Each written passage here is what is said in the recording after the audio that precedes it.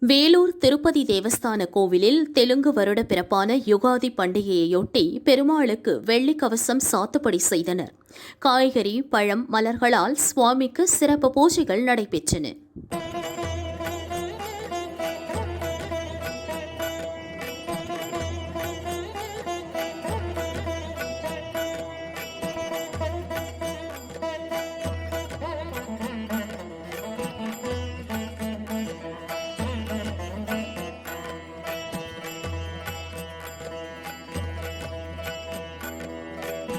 வேலூர் கோட்டை ஜலகண்டீஸ்வரர் கோவிலில் பெருமாளுக்கு வெள்ளிக்கவசம் அணிவித்து தீபாராதனைகள் காண்பிக்கப்பட்டது.